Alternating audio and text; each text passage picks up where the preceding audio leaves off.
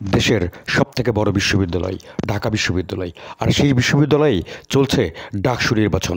দীর্ঘ ত্যাগ তিতিক্ষার পর আমরা জানি দীর্ঘ ৬ বছর পর আবার ফিরে এসেছে সেই ডাকসু নির্বাচন।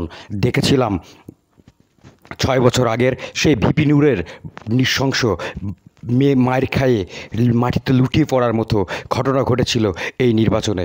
আর তারই প্রেক্ষাপটে দীর্ঘ ৬ বছর পর ঢাকা ভার্সিটিতে শুরু হয়েছে আবার সেই নির্বাচন, যে নির্বাচন ঘুরিয়ে দিতে পারে দেশের রাজনৈতিকতা, যে নির্বাচন ঘুরিয়ে দিতে পারে দেশের শাসন ব্যবস্থার ভার। আর সেই নির্বাচনেই চারিদিকে আমরা দেখেছি সারাদিনের বিভিন্ন ব্যবধানে বিভিন্ন দলীয় অভিযোগের প্রেক্ষাপটেই কিন্তু এখন পুলিশের ছড়াছড়ি আর ভিতরে চলছে ভোট গণনা। কে হতে পারে তারই ধারাবাহিকতায় আমরাও উপস্থিত আছি RA News 24।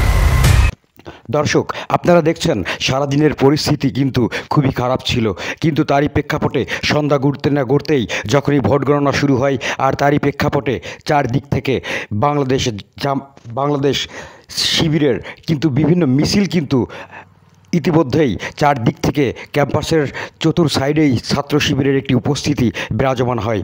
আর তার পরপরই ছাত্রদলের ভিপি প্রার্থী অভিযোগ তোলেন প্রশাসনের কাছে, আর তার প্রেক্ষাপটেই প্রশাসনের উপস্থিতি বেড়ে যায়। কী হতে চলেছে নির্বাচনের ফলাফল, এভাবে সারাদিনে কিন্তু ঘটতে থাকে বিভিন্ন ঘটনা। তারই একটি চিত্র আপনাদের সামনে দেখানো হচ্ছে।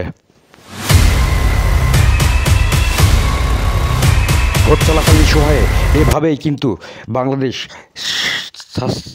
ছাত্র শিবির এবং বাংলাদেশ জাতীয়তাবাদী দলের প্রার্থীদের মধ্যে কিন্তু একটু ধাওয়া পাল্টা ধাওয়া হয়।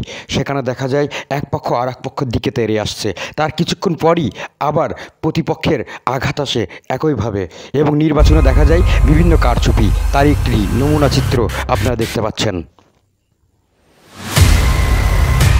যখনই মিডিয়ার উপস্থিতি টের পায় আর তখনই তারা এভাবেই পালিয়ে যায়। তাহলে কি হতে চলেছে দেশের সবথেকে বড় নির্বাচনের?